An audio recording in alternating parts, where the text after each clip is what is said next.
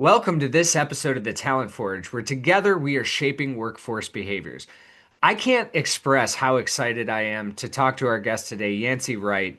One of the things, and just in the research and learning about this is going to be a very unique episode because it's one that we have not covered a number of these different topics. And I just want to say, welcome to the show, Yancy, and thank you for being here. Thank you, Jay. It's really fun to be here as well. So, before we get into some of these really amazing topics that I know that are just going to be fascinating to the audience, I would love to understand you a little bit better. How did you get into this space? How did you get into like talent development, workforce behaviors? What got you here? Well, Jay, that's a great question.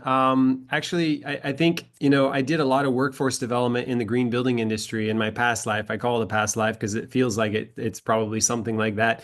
I was in Seattle for about 12 years. I was a leader in the green building industry. And what I recognize is I was on the forefront of a big movement that was happening where buildings were being built in a much different way. So I saw an opportunity to develop some of the first in the country green building training curriculum for contractors and then also for the safety professionals and it just started to expand from there and I ended up getting quite a bit of projects supporting workforce development to help prepare all this workforce because we worked for or I was an owner in a big company there that we provided most of the jobs for that green building industry. So it was beneficial for us to do that. And eventually I ended up having a career burnout. And I didn't realize I was burning until I was already burnt. I ended up in the hospital, had to have my heart shocked with the defibrillator a few Oh, times. I mean, we can laugh about it now. Luckily, I'm wow. still here.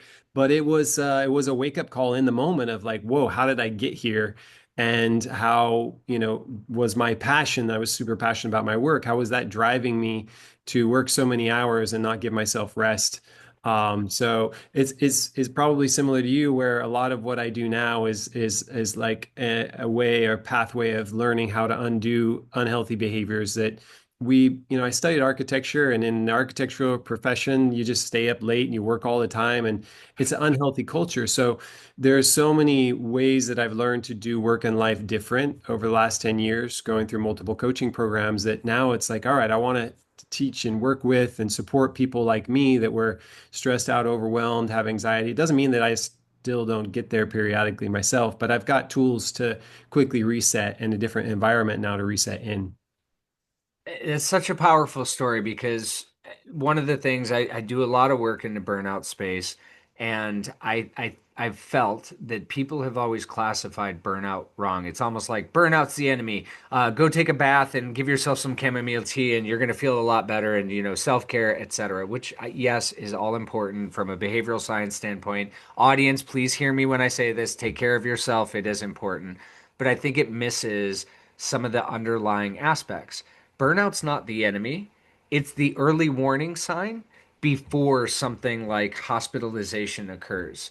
And what you said, I think, was so powerful. It's like by the time that I realized I was burning, I was already burnt. And it's one of those where, and this is where I want to take us because it's part of the reason why I'm so fascinated by the work that you're doing. That early warning signal of burnout probably showed up for you. And I would be willing to bet that if you recounted, looked back, you would have noticed places in your body, places in your mind, places in your performance, months, if not, weeks before it came to a head. And I'm curious, in that reflection, what do you see? What was something that kind of stands out to you? Like if somebody right now is going through burnout, what would you want to tell them about some of these early warning signs? Yeah, that's a really good point because they were showing up for at least a couple years prior. Mm. And one of the things would be, are you excited about your work? If you're not really excited about getting out of bed and going to work, that's one factor. Another is just feeling an overwhelmingly amount of heavy weight, just that your body just feels slow and it feels pulled down from gravity. Another would be just a pessimistic mindset. Like it was just hard for me to actually be optimistic. And I'm typically an optimistic person, but in that frame of mind, or it was putting basically the burnout wasn't because of the outside forces. Most people, or and in that time period, I was blaming everyone else around me. But the reality after stepping away from it for a while, a couple years, was like, oh, wow, I created this. I created it with the pressure I was putting on myself. I created it with my own inner critic. And you're right, the signs were showing up. I had chronic TMJ, a lot of challenges with my neck and back. And then I also was having some prostate issues for several years. And those things all changed when I when I ended up shifting and leaving that career. It didn't mean that they didn't come back because I thought it would be better to go design and build a retreat center for people like me, but that became pretty stressful in the process as well. But Fair. now I do have a retreat center finished and work with people regularly, but I don't have those issues anymore. So yes, definitely showed up as signs, and there was definitely a different depth of awareness that I had to face into, or had the opportunity to face of like how was I creating this experience, and what were the things that I could do to more quickly shift out of it when they pop up again. That's super powerful, and I love what you said about like where people perceive their burnout comes from. One of the things, and we've done a ton of studies in the healthcare space, and typically it's not the amount of work, it's whether that work has meaning or it just feels like I'm spinning my wheels and just doing the same thing over and over. Is there a purpose behind the work? Is there resentment, i.e., I'm resenting my boss, I'm resenting the culture, I'm resenting why I'm always being singled out to do these extra things, etc. Or the third one is isolation, where they don't feel like they're part of the in group. They don't feel like they're part of the tribe and they're being kind of shunned to the side. Those three things popped up consistently in patterns over and over and over again in burnout. And I mean, even if you think about this, like some of the comments that we got back on surveys from nurses was, I have to wear a mask for 12 hours a day. And this person couldn't put one on for 15 minutes. Like those were the statements from people that were experiencing exceptionally high levels of burnout, as opposed to the people who weren't, who was their statements were something along the lines of, I'm here to help educate these individuals about how they're going to be able to navigate these new scenarios. And you're right. So that optimism piece, that resentment piece, I think it's so important. Now, I want to shift this, and I'm going to give a little context here because I've not actually said this on this show, Yancy. January 2nd, 2026. So we were talking a few weeks ago. I put a post on LinkedIn that was probably the scariest post I've ever put out there. And it was all about taking off my mask. I'm neurodivergent and I have, we're going to call it a lack of emotional fluency. In other words, I don't experience emotions in the same way that other people do. And part of my healing journey on that. So, when somebody says, I feel guilty, usually like there's a feeling or a sense of feeling in there, and they say, I shouldn't have done that. I need to do something different. That doesn't really occur for me. And I've hid that part of me for so long. I've tried to adapt because I wanted to fit in. I finally released this mask, working with therapists and trying to better understand myself. And we got into somatics, i.e., how the body is reacting and showing up and responding. And through that therapy, I have learned it's not that I don't have the emotions, they just don't show the same way. But my body communicates every single emotion, whether it's guilt, fear, anxiety, frustration, anger, joy, all of those things. I now have a map that I can see those. So this is something that I haven't shared on this show. I have shared it publicly as part of like my healing journey. When I saw that you do somatic coaching, I was so excited because I don't think a lot of people are even aware of the concept, let alone what to do with that or what that means. So, could you maybe start us off with just an introduction? What is somatic coaching? What is somatics in general? How did you get into that space? Because I think this is a really, really powerful tool for overcoming burnout, as well as a number of other things that people could be experiencing. Yeah, thanks, Jay. I'll back up just a little and just say the way that I like to define leadership is influence. Mhm. And it starts with self-leadership. How are you influencing yourself? And so in my case, I had a very strong inner critic. I was putting a lot of pressure on myself. And then when conversations weren't going the way I had hoped, and my coworkers or the situations around me weren't going very well, I continued to like bottle that frustration up because I didn't know how to say what I wanted to say. I was feeling frustrated, but I didn't know how to go about it. And so that reaction, the body-based reaction was happening, but I didn't know that that was giving me a signal. I didn't know that, more than that there was more intelligence than just what's up here in my big brain, right? So there's the rest of this body, this huge that I always refer to as like the rest of our intelligence is happening all around us, but we tend to shut it off. So what you're referring to, like I first off, I would refer to neurodivergence as nerdy divergent. I think that there's so many of us nerds out there that geek out about this stuff that the nerdy divergent part of us is like, no, that's the beautiful part of what makes you who you are. And actually, most people are just not aware of the rest of their intelligence. And it's a much better pathway to actually listen and react and respond from. So, for example, if I'm having a really difficult conversation, instead of continuing to, escalate it by, no, you said this and you said that, just be like, whoa, wow, I'm feeling tight in my belly right now. And I just want to stop for a moment and take a deep breath Mhm. and just take that deep breath. Because what I was finding is that stress that I was having, and, this has been 12, 13 years ago, was escalating. It was building up and it was building up over time. And I didn't want to continue that process, but I also didn't know how to fix it. So now, after I've had some really amazing mentors, Gay and Kathleen Hendricks. Gay published a well-known book called The Big Leap. They published like 50 some books, but there have been specialists that have taught me that, hey, you can express an unarguable truth by just tuning into like, what are you feeling? Well, I felt uneasy in my belly, or I'm feeling tight in my jaw right now, and I'm wondering if what needs to shift for us to have a more harmonious conversation.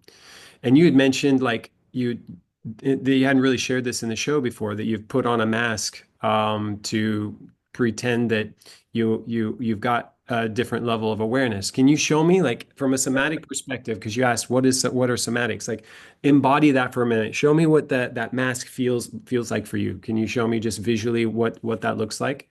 Like, Yeah. shift your posture and show me what that looks like. That's super interesting because it probably looked a lot like this, where it Mm, was just like, and because it was never something that covered my eyes. And for those that are just listening in, I'd kind of leaned back, brought my arms across my chest to protect my chest, brought my hand up to my mouth to kind of cover my mouth, my nose a little bit. Because one of the things, and like, and I'm going to try to intuit maybe where you're going with this as you said that, I was thinking to myself, my eyes were always watching every single movement, every single reaction, every single action. I trained myself in body language behavior so that way when I saw a behavior, I could choose whatever behavioral script, like, oh, here's how I demonstrate sadness. Oh, here's how I demonstrate X because I wanted to fit in. I wanted to give the right thing. Number one, when you have to intellectualize every single emotional interaction, it's exhausting. Number two, it's not perfect and you miss and the mask slips and you make some kind of mistake. So I think that's probably why I covered my mouth because it mhm. was like I held so much back because I wasn't sure. I didn't know if I was playing the right script or if I was reading the right signal or anything else. And the covering of my chest was sort of like the defending myself. At least that's kind of how I'm interpreting it in real time as we're sitting here. Yeah, Yeah. so sounds like in a lot of ways that there was an intellectualizing of through your eyes, and you're processing through your eyes. And what I notice is that a lot of times when we're trying to figure something out through our eyes, what we do energetically is we loop out, meaning we're not in our own center anymore. We're outside of ourselves. And I'm going to speak from my own perspective because I've done this a lot. As I'm like, what do they need? What do they want? How are they responding? How are they reacting? Like, all from a place of, I want a harmonious environment and a peaceful environment. And what do I need to do to make that happen? Which that's not in our control. What is in our control is how we create a harmonious environment within ourselves. And so I notice that if I'm looping out with my eyes trying to figure that out, to come back to my breath, and with each in breath coming back to my own center, and then with an out breath just being able to simply acknowledge, oh, okay, I'm connecting to them, but then I'm coming back to my own connection because you're right. It's exhausting when we're not able to just be our authentic selves. Yep. And when we're trying to, respond, react, uh, or a lot of times we're making judgments and stories based on what we're seeing happening. We're seeing certain behaviors, we make them some stories.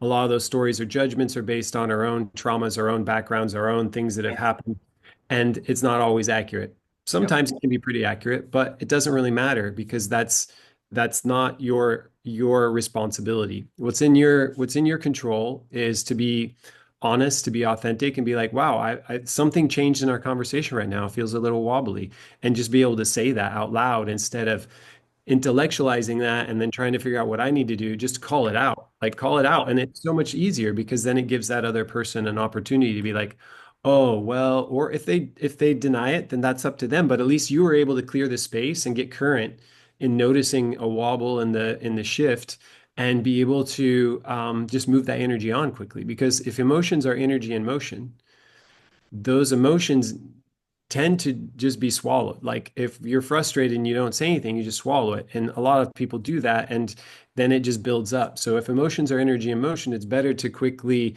keep current with the person you're communicating with and to express what's going on. Being like, wow, I feel some tension in my neck. And I notice like putting a lot of pressure on myself to say the right thing right now, and boom, then you're creating a space for something new to emerge. And so a lot of times what I'll do or how I'll work with people, I just asked you to kind of modify how that mask looked because it starts to help us become aware of what we're unconscious of. And the way I work with people in nature, because it sounds like you love taking people out into nature as well, is that I'll just give them a trail, and I'll know that it's super muddy in a certain area, and I'll stop everyone and be like, okay, so how do you, as a leader, how do you typically like to move through muddy situations? And they're all like, well, what do you mean? And we're like, well, okay, do you want to just forge through? Do you like to find a different pathway? How do you like to do it? And so I'll give them an opportunity to figure out who's going to go first, and then they all go their own ways. But it tells me, however they move through that muddy situation, tells me usually how they move through their own, what their own leadership style is. So if they're the type that kind of tiptoes around the mud and doesn't want to get muddy, if they're the type that just like plows through and misses that there was a whole nother trail that wasn't muddy at all, That was or me. That was me. yeah, or the type that plows through and is like, this is awesome, I'm getting muddy. Yep. There's no right or wrong. It's about helping raise the awareness around how you're doing things so that you can become more efficient as a high performance leader. It's all about how are you leading yourself, like I said, because that creates a ripple effect that then impacts those around you. And those ripple effects are happening from exactly what you were saying earlier, which is it's your tone of voice, it's your body movements, it's not necessarily the words. And so having a higher level of awareness of those things that most people are unconscious of, it really starts to amplify how a leader can lead in integrity and through a more efficient way. There's so much to it. We're going to come back to the nature. There's so much wisdom in what you said. And if you're listening in and you're an HR manager or you're somebody that has to have a difficult conversation, or maybe it's time that you're at performance evaluations, I want you to really hear what Yancey had said there because those moments, what we and what I've seen from myself and what I've seen from any of the people that I've worked with, we are so afraid, and I'm going to get to a question on this, Yancy. We're so afraid to call out what some of those feelings are inside. And we're so afraid to say, I'm really experiencing a lot of discomfort in having this conversation. I just wanted to share that with you. So maybe you knew that where I was at, how are you feeling, or even having a conversation about those emotions. One of the things that you said, made me think about one of the statements I always make is if you're not talking it out, you're acting it out. And I think that's so important that when we can notice that we are acting it out or feeling it out or anything else like that, and that somatic side of things, that should give us an indication like take action here. So let me ask the question that's related to this. There's a lot of people that I would assume notice the gut feeling or notice the reaction and maybe have some fear for putting a voice to it, or acknowledging it, or recognizing it, or even owning that feeling. How have you helped them to maybe overcome that resistance to the vulnerability of sharing or to the fear of sharing, whatever that might be that's blocking them? How have you helped them overcome that resistance? Yeah, it's weird. It's a weird thing. The idea to just be vulnerable and transparent about what you're feeling is kind of a strange thing. And it's super powerful. It's like a game changer because instead of intellectualizing, he said this, she said that, he did this, he did that, that's the story that's always arguable. But when you just simply say, wow, I'm feeling a lot of like tension and pressure on my chest, and I'm wondering like what that's all about, and what you can do is just simply give yourself that freedom to be authentic. And even if I'm speaking in a large group, I'll sometimes stop and just be like, I just want to stop for a moment and take a deep breath because I'm noticing, because there can be wobbles in the room that I'll notice where people are like, what? He's saying do what? And so the steps that I would recommend are first kind of practice even without people around doing a body scan, just like tuning in with your fingers, like checking your ears, your jaw, just noticing what sensations you're feeling. It doesn't have to be judge. You don't need to judge it yet. It's just getting curious of like, oh, whoa, solar plexus, that's a little tight right there. I wonder what that's about. But do that body scan so that you on a daily basis you're starting to get more in tune with your body, because the only thing about somatics, it's a fancy word for body intelligence. And we have this whole system. We've modern medicine has kind of like separated it, but I'm saying, hey, it's all there. The brain the is not the only thing. Our heart and our brain actually have neural pathways, and 80% of them they've found are ascending. They go from the heart up to the brain. That's where our intuition comes from. It's where a lot of emotions come from. So it's about tuning into this whole wise system.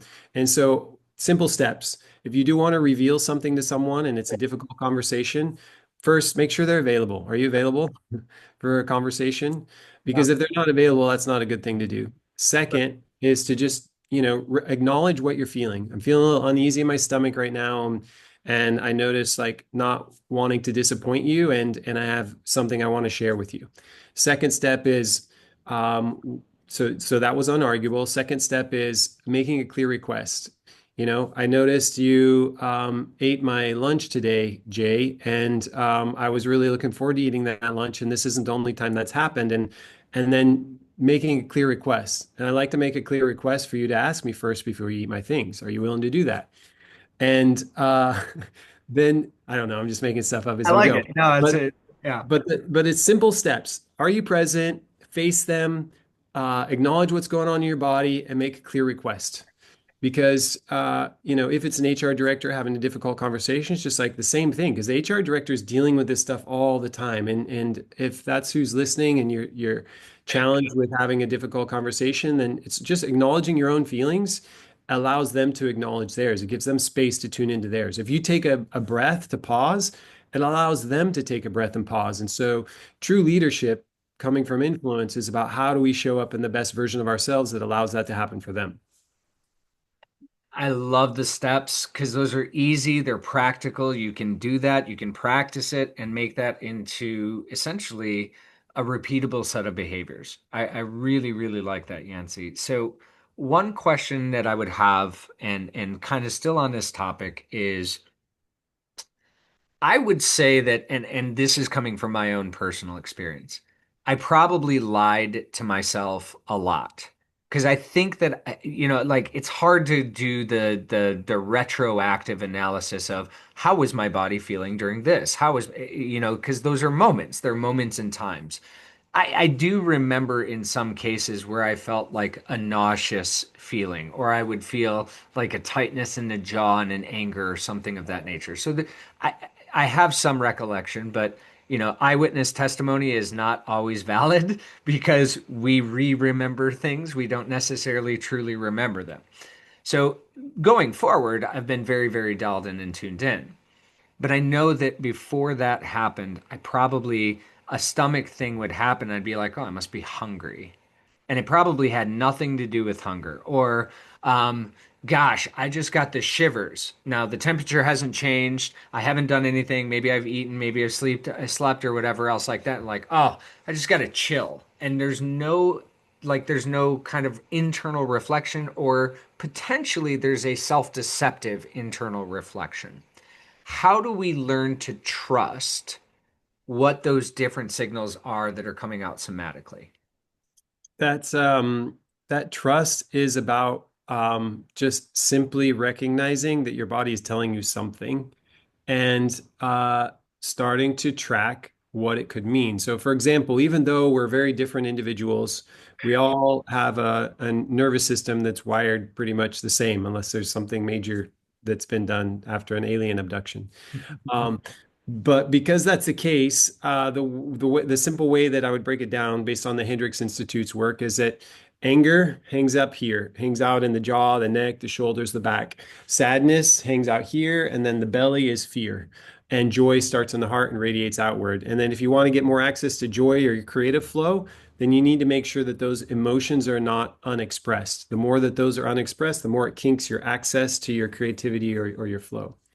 So it's really important to be able to know like, oh wow, I'm having this tension in my jaw. I wonder what that's about. But approaching it from a creative mindset is much better than judging yourself or making yourself wrong for feeling those feelings. Another way to look at it is practicing just full body yeses and nos. It was an interesting concept of like, okay, and I'll do this with coaching clients or with groups where I'll say, hey, I'm going to give you some random scenarios and I want you to quickly answer without trying to answer from here. Answer from your body and see if you can tune into where. So if I ask you, Jay, do you want some ice cream right now? No. Okay. Where'd you feel that in your body? In my stomach, and partially because I know that, and I don't know if it's because it's like a lactose intolerance thing. Like I don't get sick, but it's just like the moment that you said it, like I felt the cramp kind In the of come into play, and it happened so quickly that my response was pretty fast, you know? You and I are the same. So it's a quick no for me as well. But you were able to tune into that super fast, and that's the important thing. A lot of leaders are not. And so I'll start with simple things, and then I'll start to get more complex. And even over a couple days while they're here on retreat, I'll start to challenge them periodically of like, is that a yes or is that a no? Because so often we try to intellectualize and we get into analysis paralysis versus just like immediate feedback. Our body is always giving us immediate feedback. I trust it more now than anything else Yeah. because it knows before our brain does.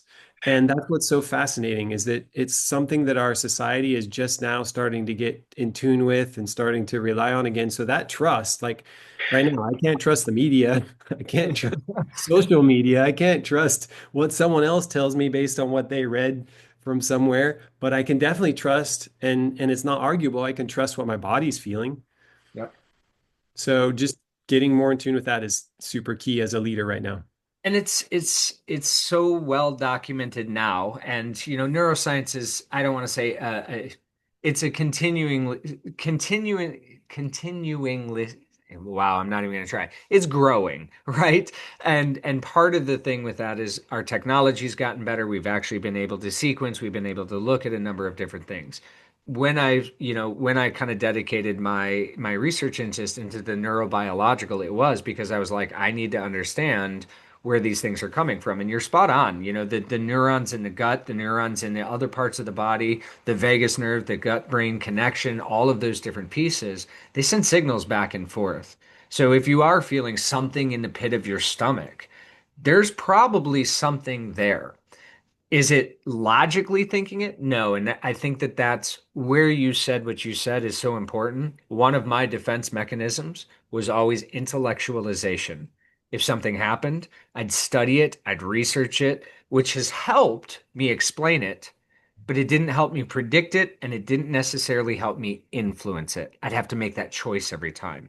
When I started listening to my body, it started to become a little bit easier. It started to become one of those like, okay, this isn't aligned.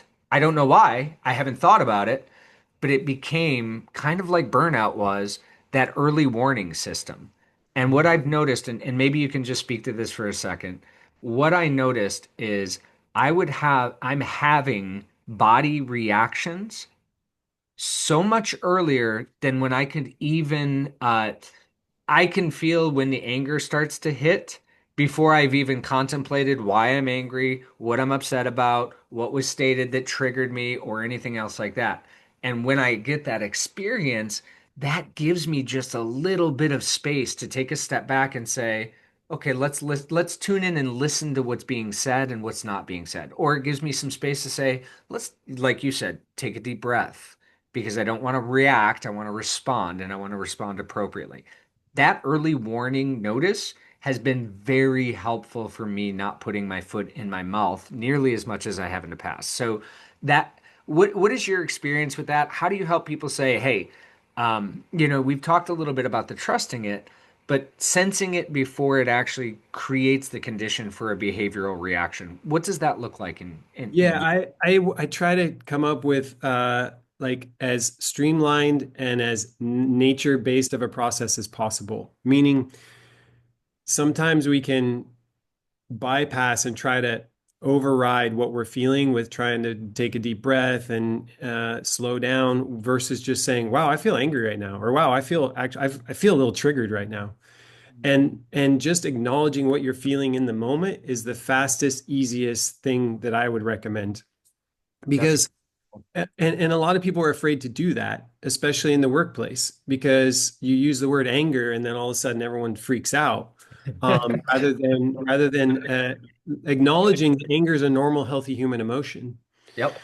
And if someone says, I feel angry, that's way healthier than the slip up later when they start blaming or yelling at someone And they act it out. Yeah. and they act it out, right? But the other element of that is that a lot of people are not aware that it's actually not anger most of the time, especially for us men.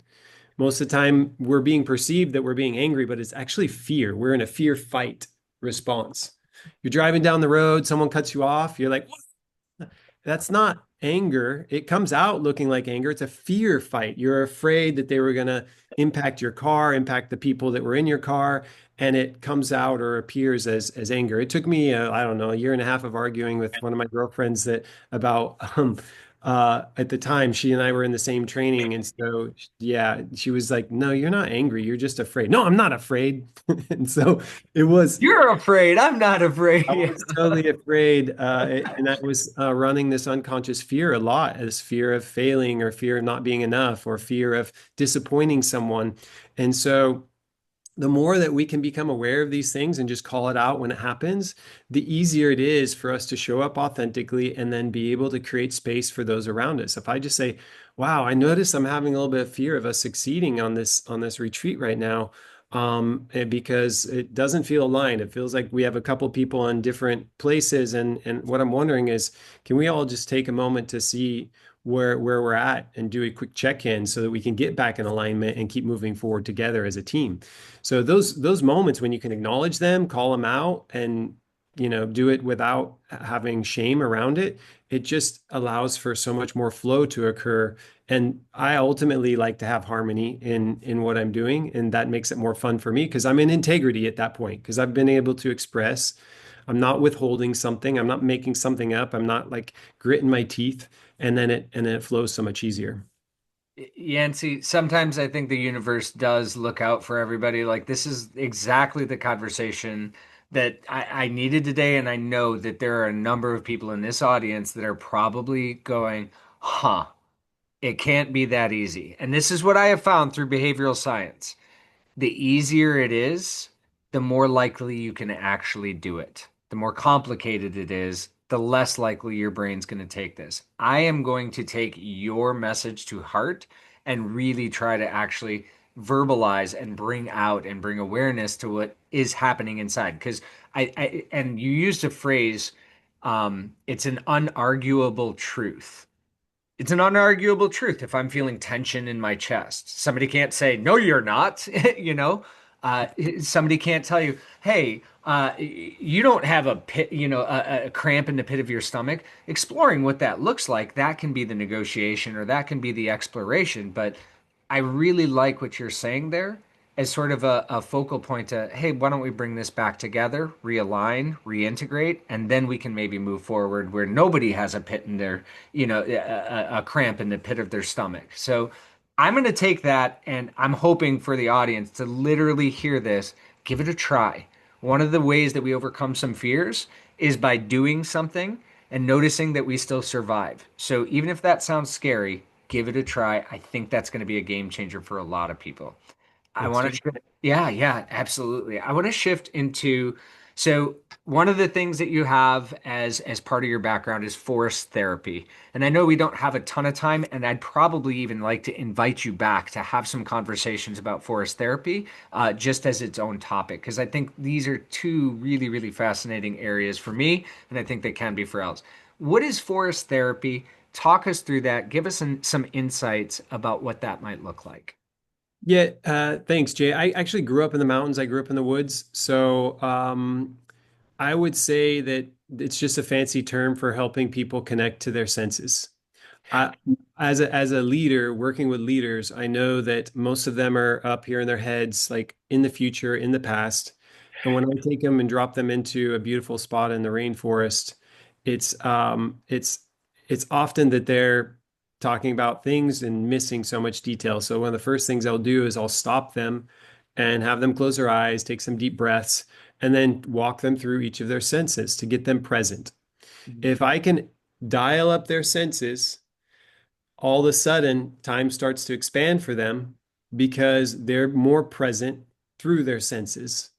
And if I can help them get more present through their senses, then it's going to raise their awareness of their body intelligence. And so the nature adventure itself becomes this um, heart softening, heart opening approach, like where they're connecting more to their emotions, connecting more to their senses. I'll have them, even consider not talking about anything of the future or anything of the past, which is challenging.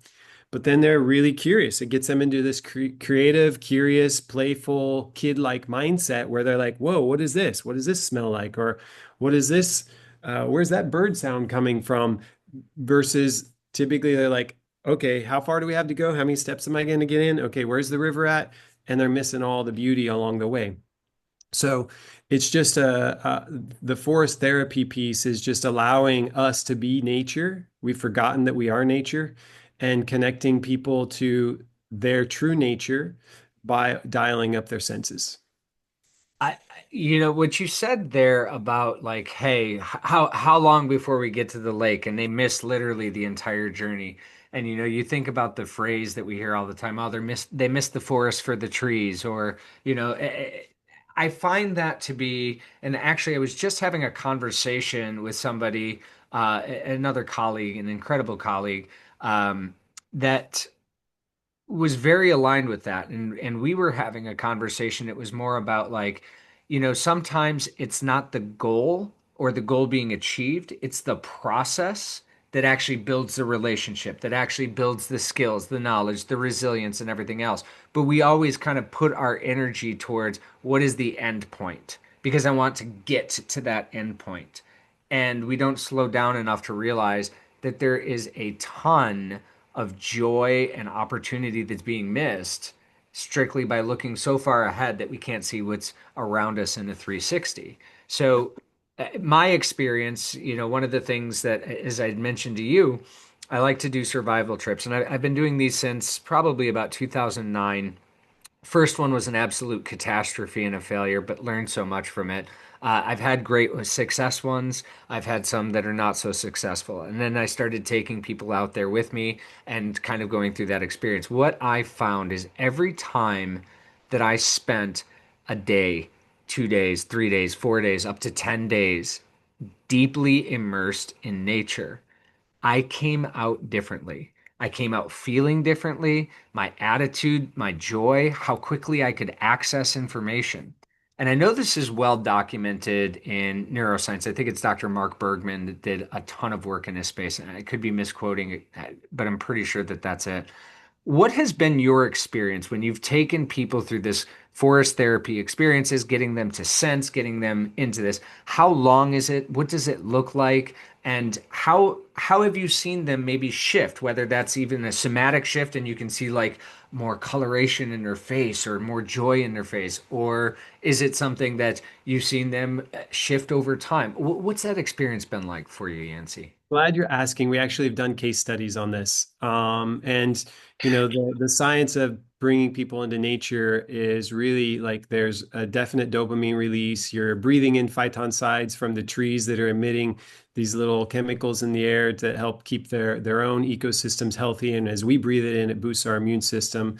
But what we've done to prove how fast we can accelerate the learning process, or because we get a lot of people that are stressed out, overwhelmed, or we've got teams that are challenged and having a hard time collaborating. And so we're able to accelerate the process of getting them more into an open, curious growth mindset through not only the healthy food that we're feeding them and the nature and the conscious communication skills, but we've been able to reduce blood pressure by 12% in a 5 day period, which is significant. Yeah. That's typically really hard to get down that low.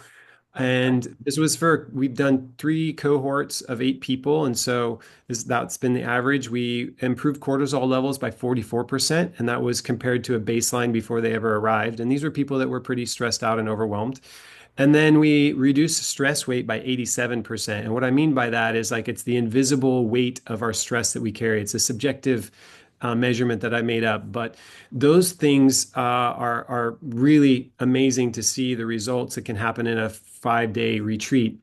But the other thing, the physiological results, I see literally the color of their eyes like light up. Like let's just say that they come in a little more dull and the eyes are a lot more vibrant. I'd love to do before and after photos, but I fear that it may show up like those billboards, those dental billboards of like after look a little too cheesy or contrived, but I literally see it.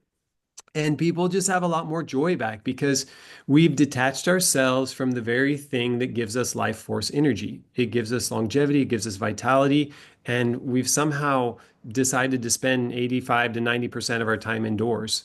So when I get people here in the 85-degree weather in the tropics, especially when it's cold where you are, people light up. It's really easy. Or even, you know, when it's not so cold where you are.